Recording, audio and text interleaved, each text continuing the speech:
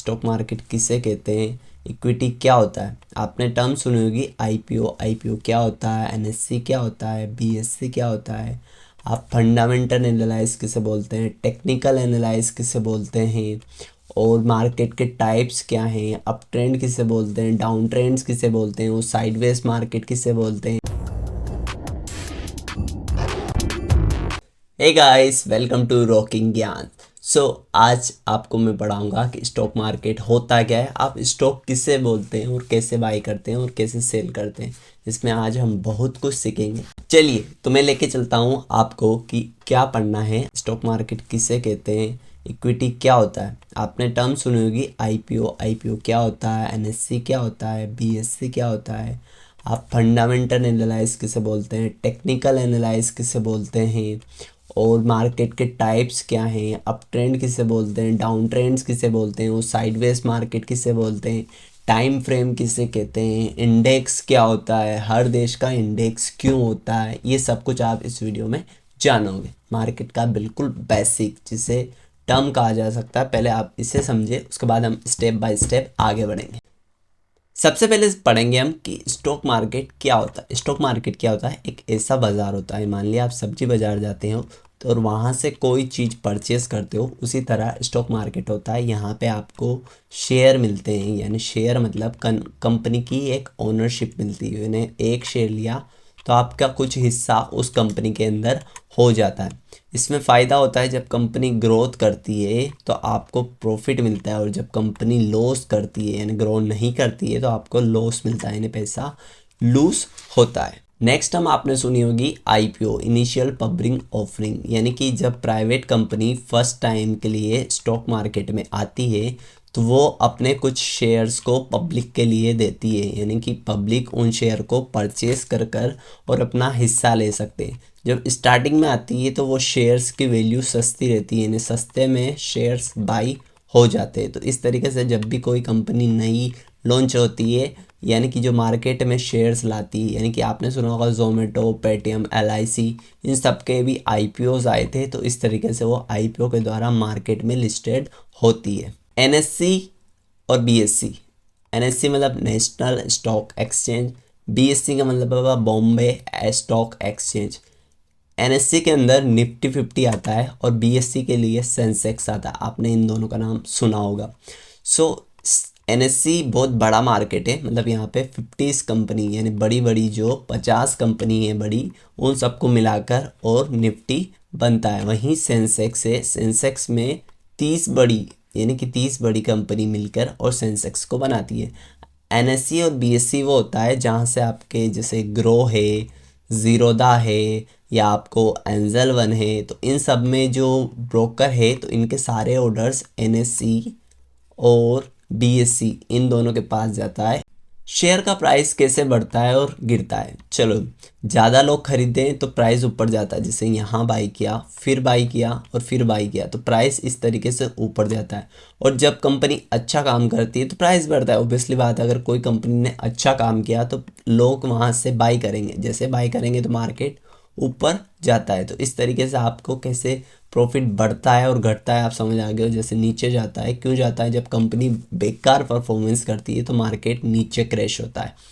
Stock market में पैसा कैसे बनता है, अब आप समझो कि पैसा कैसे बनता है। जैसे आप सस्ते में खरीदोगे, महंगे में बेचोगे और बीच में जो कमाओगे वो आपका प्रॉफिट रहेगा। चलिए एग्जांपल से समझते हैं।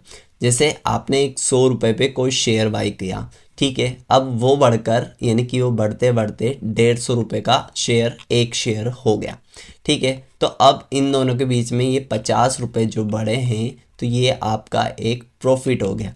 इसी तरह लॉस भी होता है, जैसे 100 रुपये का स्टॉक था और उसका वैल्यू 80 रुपये अभी एट करंट टाइम पे रह गई, तो मतलब जो 20 रुपये का है तो वो आपका लॉस रहेगा। तो इस तरीके से प्रॉफिट भी होता है और इसी तरीके से लॉस भी होता है, और इसी तरह मार्केट काम करता है। इंडेक्स क्या होता है? इंडेक्स हर एक कंट्री का होता है, जैसे इंडिया हो, अमेरिका हो, या जापान हो, चाइना हो, पाकिस्तान हो, हर एक देश का अपना एक इंडेक्स होता है। इंडेक्स का मतलब है उस देश की जो बड़ी बड़ी कंपनियां हैं उन सबको मिलाकर और एक इस तरीके से एक प्राइस बनता है, और उसी से मार्केट यानी कि उस कंट्री की ग्रोथ देखते हैं कि वो कितनी ग्रोथ कर रही है और कितनी उसकी बड़ी कंपनियां ग्रोथ करेगी, मतलब कि वो देश ग्रो कर रहा है। तो इस तरीके से इंडेक्स होता है। इंडेक्स के अंदर आप ऑप्शंस जैसे निफ्टी या आपने Sensex, bank Nifty, fin Nifty, ये सारे इंडेक्स हैं।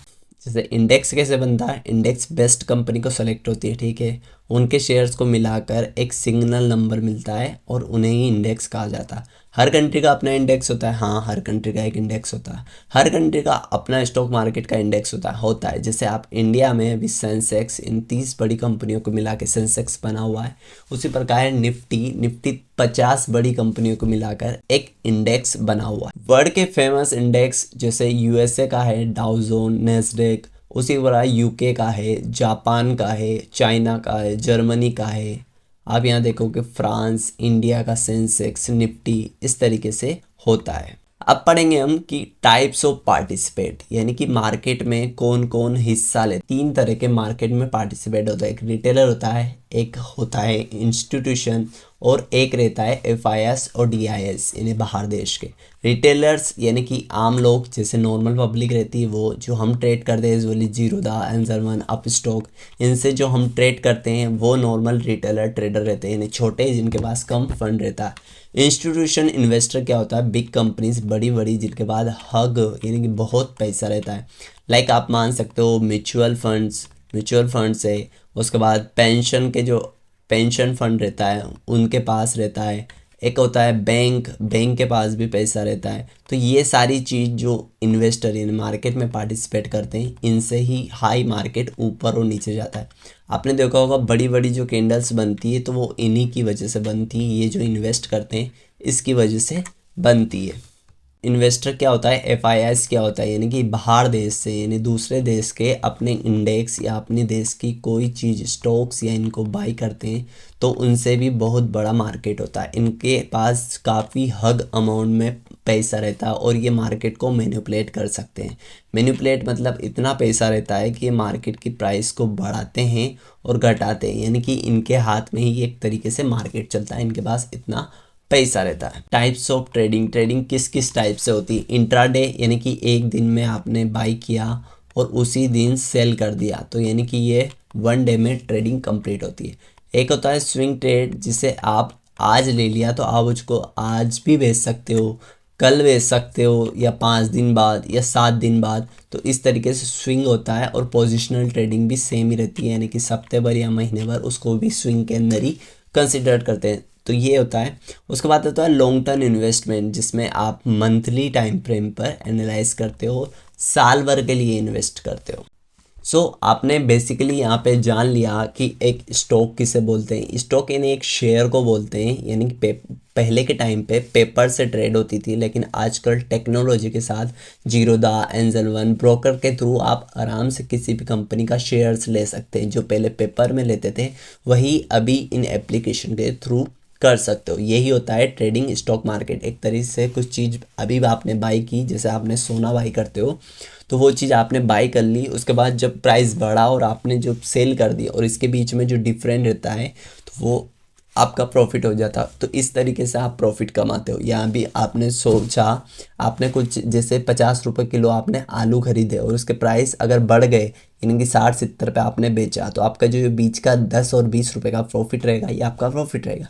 यहीं अगर आपने 50 रुपये का आलू खरीदा और वो प्राइस कुछ दिन, कुछ महीने या कुछ दिन में ही वो प्राइस नीचे गिर के 30 रुपये रह गया, तो यहाँ भी आपको 10 या 20 रुपये का नुकसान होगा। तो इस तरीके से आप एक शेयर्स बाई और एक तरीके से सेल होता है। टेक्निकल एनालाइज को पढ़ेंगे हम। टेक्निकल्स क्या होता है उसके बेसिस से। टेक्निकल्स के अंदर आता है कि एक चार्ट को पढ़ते हैं हम। चार्ट मतलब कैंडल्स वगैरह जो रहती हैं उन चीज़ को हम पढ़ते हैं। सपोर्ट, रेजिस्टेंस, ट्रेंड लाइन, इन सबको पढ़ना ही टेक्निकल एनालिसिस है। यानी कि एक कैंडल को देखकर, यानी इन जो कैंडल बनती है चार्ट पर, इनको एनालाइज करके इनके पास्ट डाटा को देखकर फ्यूचर को प्रेडिक्ट करते हैं, उसे हम टेक्निकल एनालिसिस बोलते हैं। यानी कि एक शाम शब्दों में कहा जाए कि आप कुछ पैटर्न्स देखते हो कि पिछली बार ऐसा ऐसा और ऐसा हुआ था, तो अब नेक्स्ट टाइम भी उसकी प्रोबेबिलिटी कितनी है कि वो ऐसा ऐसा करने के बाद वहाँ से ऊपर गया था, तो इस बार भी वहाँ से ऊपर जाएगा। तो इस तरीके से टेक्निकल एनालाइज होती है, जिसके अंदर मैंने बता दिया आपको कि चार्ट पैटर्न्स, सपोर्ट, रेजिस्टेंस, ये सारी चीज़ उसके अंदर आती है। चलिए, तो अब आपको नेक्स्ट एपिसोड में मैं बताऊंगा आपको कि एक कैंडल कैसे बनती है, आखिर क्यों कैंडल रेड बनती है और क्यों कैंडल ग्रीन बनती है, उसके पीछे की बताएंगे कि आखिर ऐसा क्यों होता है। So make sure you like, share and subscribe our channel. और आप अपना टॉपिक बताएं, आपको क्या प्रॉब्लम हो रही है वो भी कमेंट में बताएं। सो मैं नेक्स्ट वीडियो उसके ऊपर जल्दी आएगी। सो मेरा ये है कि मैं एक बिगिनर्स को, जिसको बिल्कुल स्टॉक मार्केट का पता नहीं है, उसको एक अच्छे से लेवल पे कैसे स्टॉक मार्केट को पढ़ सकता है, टेक्निकल एनालिसिस से कैसे वो इन्वेस्ट करके और पैसा कमा सकता है, वो चीज़ आप इसमें सीखोगे। सो make sure you subscribe rocking ज्ञान। Thanks for watching.